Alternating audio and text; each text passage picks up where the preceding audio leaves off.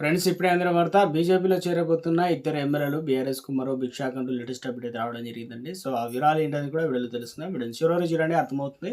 So మరోసారి channel వస్తే తప్పకుండా సబ్స్క్రైబ్ చేసుకొని చూస్తున్నారు కదా, లైక్ చేయడం మర్చిపోతున్నారు. వెంటనే లైక్ చేయండి, వీడియోలోకి అయితే వెళ్ళిపోదామండి.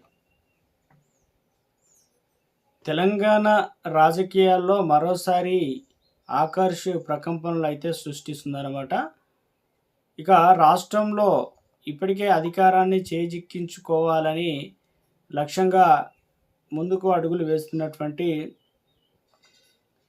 ప్రతిపక్ష అంటే బీజేపీ ప్రతిపక్ష బీఆర్ఎస్ నేతలే లక్ష్యంగా వల విసురుతుంది. గులాబీ నేతలపై కమలం కన్ను పడిందనే వార్తలు ప్రస్తుతం పొలిటికల్ సర్కిల్లో తీవ్ర చర్చనీయాంశంగా మారాయి. రాబోయే సార్వత్రిక శాసనసభ ఎన్నికల నాటికి బీఆర్ఎస్లోనికి కీలక నేతలు తమ వైపు తిప్పుకోవడం ద్వారా ఆ పార్టీని మరింత బలహీనపరచాలని బీజేపీ అధిష్టానం వ్యూహాత్మక అడుగులు వేస్తున్నట్లు విశ్వసనీయ సమాచారం. వ్యాపారాలు, ఆర్థిక లావాదేవీలపైన కన్ను బీజేపీ అనుసరిస్తున్న ఈ వ్యూహంలో వ్యాపార పారిశ్రామిక రంగాల్లో కలిగిన గులాబీ నాయకులే ప్రధాన టార్గెట్గా మారినట్టు తెలుస్తుంది. బీఆర్ఎస్లో ఉంటూ రియల్ ఎస్టేట్, విద్య, వైద్య కళాశాలలు, కాంట్రాక్టు రంగం, మైనింగ్ రంగాల్లో భారీ బిజినెస్ నెట్వర్క్ కలిగిన ప్రజాప్రతినిధుల జాబితాను రూపొందించినట్లు సమాచారం. అందులో పల్లారాజేశ్వరరెడ్డి, మల్లారెడ్డి, మర్రి రాజశేఖర్ రెడ్డి, మర్రి జనార్దన్ రెడ్డి, గంగుల కమలాకర్, వద్దిరాజు ఇక రవిచంద్ర, అదేవిధంగా బండి పార్థసారథి, వెంకటరామరెడ్డి అంటే ఉన్నారన్నమాట. వీరుగాక బీఆర్ఎస్ పార్టీలో కీలకమైన నేతలు సైతం ఆ లిస్టులో ఉన్నట్లు తెలుస్తుంది.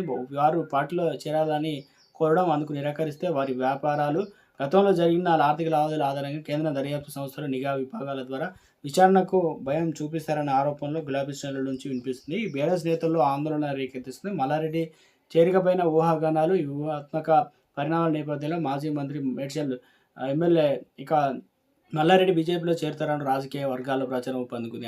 ఆయన కుటుంబ సభ్యులు చెందిన విద్యాసంస్థలు, ఇతర బిజినెస్ నెట్వర్క్లపైన గతంలో సాగిన విచారణలు, తాజాగా నమోదవుతున్న అంశాల నేపథ్యంలో ఆయన బీజేపీ వైపు చేస్తున్నారనేటువంటి టాక్ నడుస్తుంది. అయితే ఈ వార్తలపైన మల్లారెడ్డి లేదా బీజేపీ నాయకత్వం అధికారికంగా ప్రకటన చేయకపోయినప్పటికీ అంతర్గతంగా చర్చలు తీవ్ర స్థాయిలో ఇక సాగుతున్నట్టు తెలుస్తుంది. సిట్టింగ్ ఎమ్మెల్యేలపైన స్పెషల్ నిఘా అనమాట. కేవలం మాజీ మంత్రులే కాకుండా ప్రస్తుతం అసెంబ్లీలో ప్రాతినిధ్యం వహిస్తున్న బీఆర్ఎస్ సిట్టింగ్ ఎమ్మెల్యేలపైన కూడా బీజేపీ నిఘా ఏర్పాటు చేసినట్టు తెలుస్తుంది. గెలిచిన నియోజకవర్గాల్లో ఎమ్మెల్యేలు బలాబలాలు, వారి ఆర్థిక స్థితిగతులు, నియోజకవర్గంలో వారికి ఉన్న పట్టుపైన బీజేపీ సమాచారం సేకరిస్తున్నట్టు సమాచారం. పార్టీ మారేందుకు సిద్ధంగా లేని నాయకులు బలహీనతలను ఆసరాగా చేసుకొని రాబోయే రోజుల్లో వారిని ఇరకాటంలో పెట్టేలా స్పీడ్స్ ఆపరేషన్ ప్లాన్ చేస్తున్నట్టు సమాచారం. సిట్టింగ్లు చేర్చుకోకుంటే రాబోయే ఎన్నికల్లో విజయం సాధిస్తామని, అధికారంలోకి వస్తామని కేంద్రం కమల్నాథ్ ఇప్పటికే ఆ పార్టీ సీనియర్ నేతలు హింట్ ఇచ్చినట్లు సో ససేమిరా అంటున్న గులాబీ నేతలు. బీజేపీలో ఎంత ఒత్తిడి తీసుకొచ్చినా తాము జెండా మారేది లేదని పలువురు బీఆర్ఎస్ సీనియర్ ఎమ్మెల్యే మాదులు ఇప్పటికే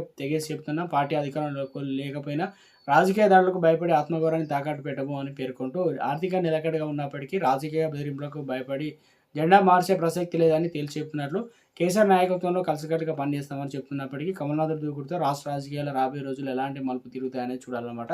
అర్బన్ గులాబీ నేతలపై బీజేపీకి అర్బన్ ప్రాంతంలో పట్టుంది. మున్సిపాలిటీలోనూ పాటు ఉమ్మడి రంగారెడ్డి, గ్రేటర్ హైదరాబాద్లో ప్రాంతాల్లో ప్రజల్లో ఆదరణ ఉంది. దీంతో ఆ ప్రాంతాల్లో గులాబీ ఎమ్మెల్యేలు, మాజీలు, అదేవిధంగా ప్రజాప్రతినిధులు కమలంపై ఫోకస్ పెట్టినట్టు సమాచారం. గులాబీలో మొదటి నుంచి పదవులు రాని ఎమ్మెల్యేలు, టికెట్ రాని యాక్టివ్గా ఉన్న సెకండ్ లీడర్ నేతలు ఆరా తీస్తున్నట్టు సమాచారం. వారందరికీ ఆఫర్లు సైతం ఇచ్చి పార్టీలోకి చేర్చుకోవాలని ప్రయత్నాలు ముమ్మరం చేస్తున్నారట సమాచారం. ఏదేమైనప్పటికీ ఇప్పుడు రాజకీయాల్లో ఎటు మలుపు తిరుగుతాయనేది ఇక తెలియాల్సి అయితే ఉందన్నమాట, తెలియదన్నమాట.